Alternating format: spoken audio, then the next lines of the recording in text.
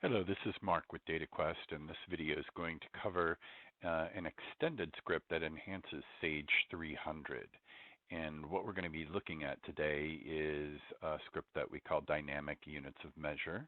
It has a business use case where in the inventory module of Sage 300, we have inventory unit of measure conversion factors that may not line up with pack counts that we are maintaining on the same item for the pack counts of the stocking unit of measure needed for the warehouse management system. So the case may be that we sell units in bags and or boxes or cases, and the counts of these units can occasionally change in the way that they're packed, and we need to standardize how the WMS system sees those changes, but in a timing that might be different than that which is associated with the legacy stocking of that same item. Therefore, we could have a situation where the conversion factor on the item master doesn't match the current value of what we want it to become on the WMS pack count for shipping purposes. And the physical outcome is that we would pull stock from the shelf, and if it's packed in the old way, it gets repacked in the new way. And then when all of that is done and corrected in the on-hand physical stock, the unit of measure conversion factors will get updated to match the new count used for shipping via WMS. So what this solution does is sort of help the end user eliminate all of the confusion around this system. So today, what I'm going to take you through is, for this use case that I've just kind of explained, the infrastructure that we have to support this. And that is with the Orchid Extender module, which is an add-in to the Sage 300 system that allows for Python scripting to accompany the standard business logic of Sage. So a very specific use case can be accommodated where the core Sage 300 system may not accommodate that. So what we are doing with today's video then is to show you how we are supporting the cross-reference between the unit of measure that's in the inventory module and the optional field that might have a different conversion factor for that same unit of measure, how we're handling that with the supporting configuration, and then demonstrating finally how it is that the solution behaves while in use, and then lastly, how when we deviate from the permitted selling unit of measure increments, that we get a log record in the system of the user that accepted an order that is outside that quantity. So let's take a look at how all of this works. So when I go into Sage, this is a customization manager that allows us to take scripting that is developed using platform and apply that script to the system. So it's just a way that we can do version control for updates of improvements or enhancements or bug fixes as each version of this script gets released. So this is a nice way to centrally control that. And then earlier I mentioned that we have, and I'll show this on the item master, but we have the need to cross-reference the value of a particular a particular unit of measure string with a corresponding optional field that represents that. So we need to be able to correlate that our optional field on the item master that represents a bag, it has an optional field name of BAGQTY, whereas the verified unit of measure for that among the allowed units of measure in the inventory system to represent bag is BG, and so on. So for box, it is BOXQTY is equal to BX, case to CS, etc. So if we did not have this cross-reference relationship, we would not know how to guide the user around the situations where we have a conversion factor for CS in the inventory module that might not match the WMS pack count that needs to be used. We need to know how this optional field and this unit of measure relate to one another, and we're defining that here. So finally, the last part of configuring this, just for general setup information, is that there's another module called Information Manager from ORCID, and this is a solution that allows for a panel of notes to appear on the right side of the screen. Well, we can, instead of just plain text, drive with an extender script the results of a query and display those results on within the notes panel itself. So that's just the only reason that I'm showing you this options configuration, because this is how we control it. We have a script on the system that has the commands to do that query, and then this explains where to relate those query results on the screen. So now we'll take a look at how the system actually works. So let's begin by looking at the item profiles. So here we'll look at the first item in our list, and what's noteworthy here is that we have units of measure defined on this item of BG, CS, and EA. And then for the optional fields that we have defined, you'll note that we have bag quantity, but we do not yet have defined case quantity, or maybe we're not ever going to ship in a case count. So it's legacy that exists over here, but does not exist over here. So there's a variety of possibilities around all of this, but what's also important to understand at this stage is we have a situation where the bag count of units, stocking units, when a bag is shipped is set to 5,000 here. So this is what WMS will use, the warehouse management system. For accounting purposes, this is what Sage 300 will use, and this is the quantity that gets decremented from the system for the stocking units when a BG is sold. So because there's the possibility of having previously purchased this item where bags contained a unit count different than what is being shipped today, that is why we have this enhancement to support that this may have one value, this may have another value. How do we manage such things? So let's just kind of scroll through a couple of different possibilities.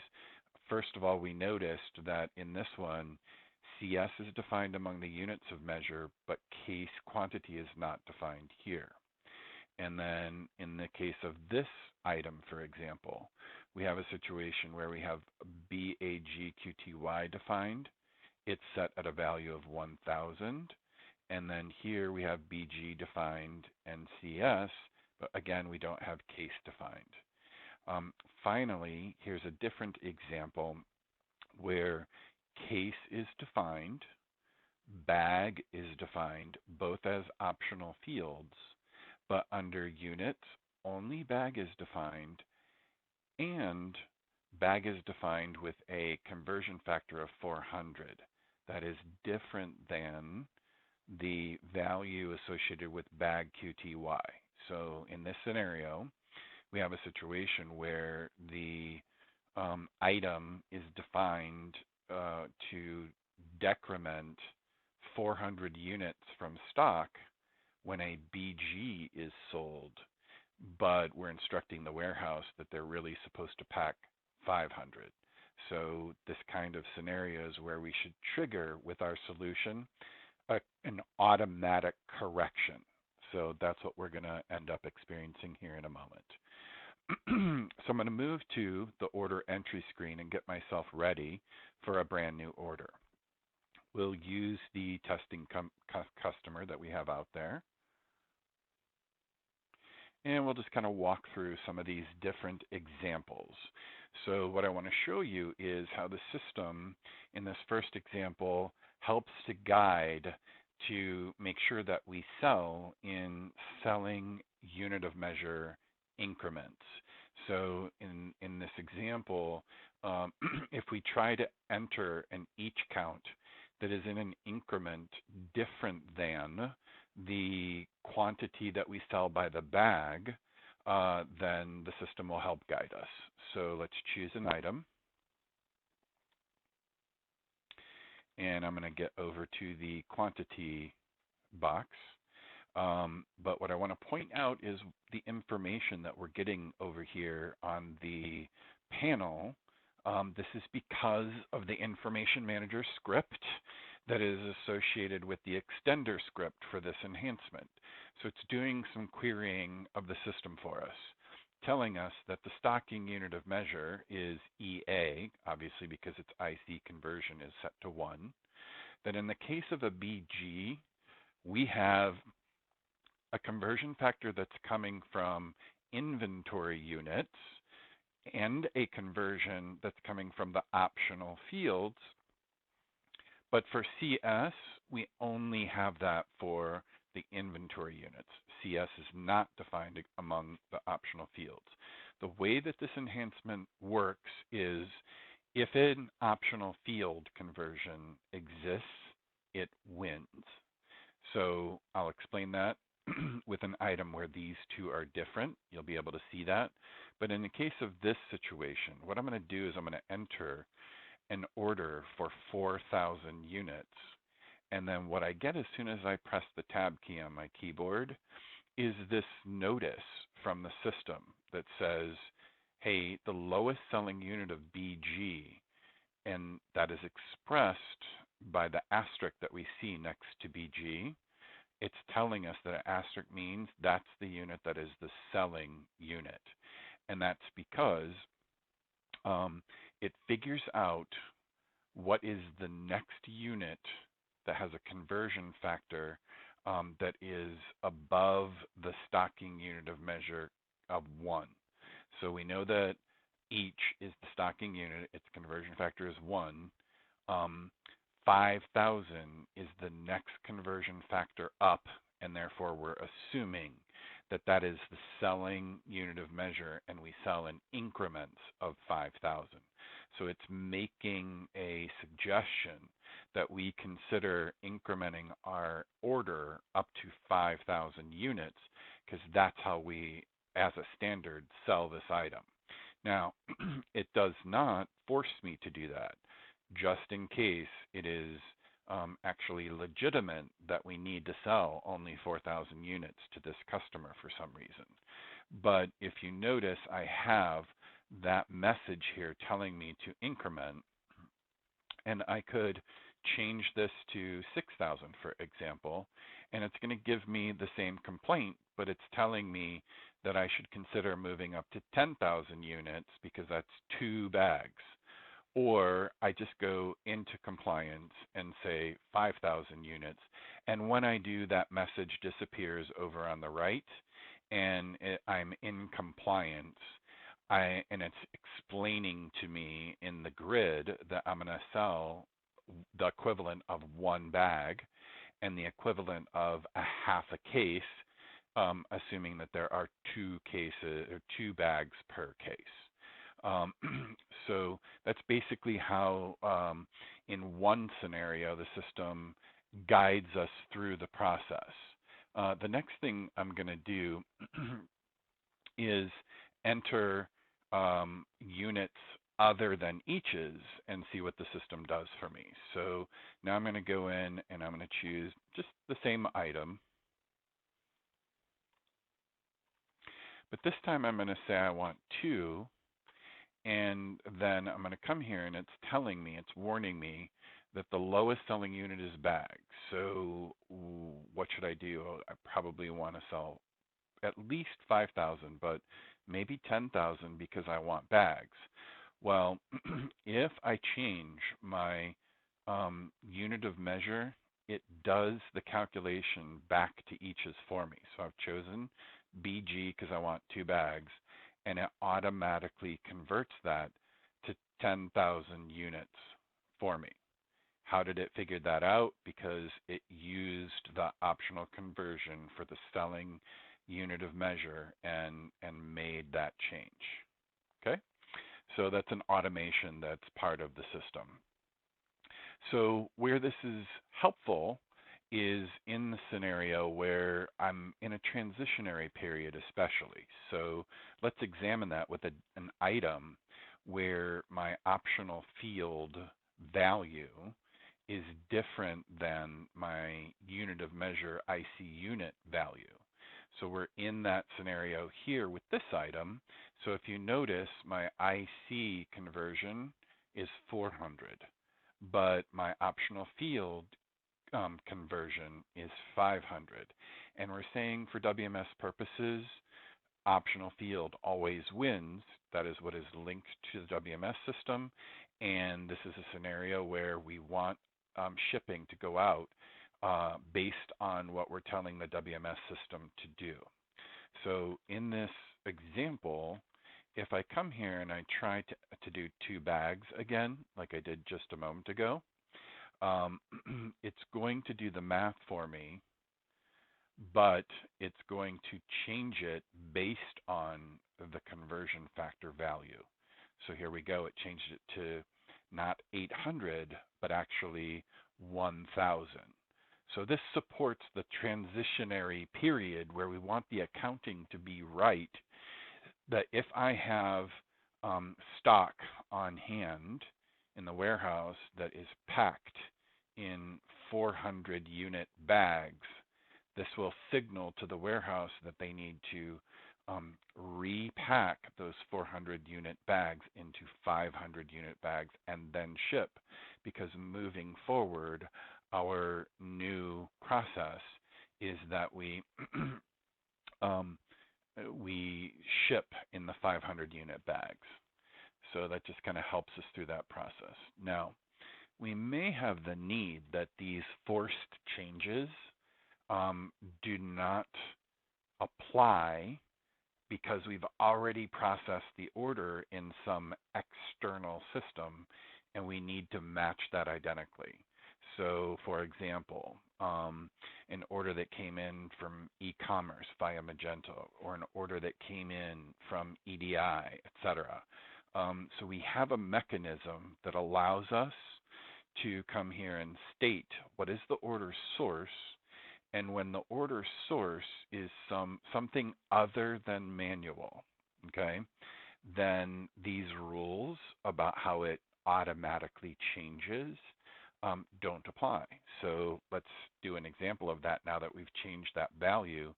I will come here and I will, for this item, choose to do 2, and notice I didn't get my pop-up, right? And I'm going to say bags. So keep in mind that on this order, my bag count is 1,000, right? And so what I'm going to do now is just go ahead and post this order. So that was just an example of how using the order source can basically deactivate the automatic changing and pop-up messages, because we have a business rule that we need to match the external system in the way the order gets populated. Okay. Now let's take a look at what happens then if we have a unit count that changes, but it changes after an order has been posted, but before it's been shipped? Will the system warn us in that scenario? So in the case of this item, let's go take a look at how it's set up. Right now, it's set to 1,000 for bag quantity and 1,000 for BG. So let's just change this and say from now on, we are supposed to pack in quantities of 500, for example. So here we're gonna need to know that, hey, if the old order had a value that was different, in this case 1,000, then I need to know that I've got a problem. Okay? So if I save this and then now go back to this order and refresh that line, we have a new message here that says this line has a legacy quantity.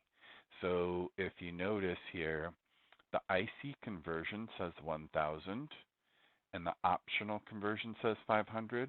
But if I look at the item, and here I'll just refresh it just so you're certain, this says 500 and this says 500, yet this says 1,000.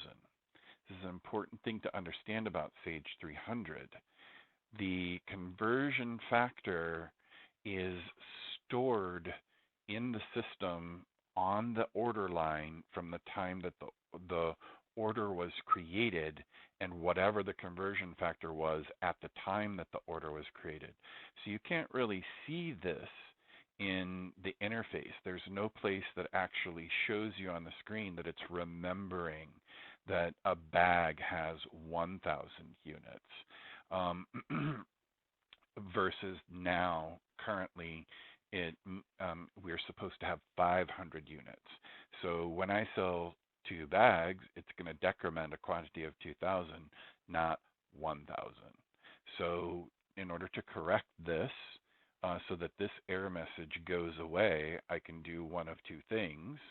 I can come here and I can just change this to be in the new quantity of stocking units of measure. So I can just say 1,000 and then change to eaches and come off the line, come back on the line, and now you notice I'm no longer getting that message that tells me this has a legacy conversion factor. So the last thing I will do is go back to this being a manual order and post this.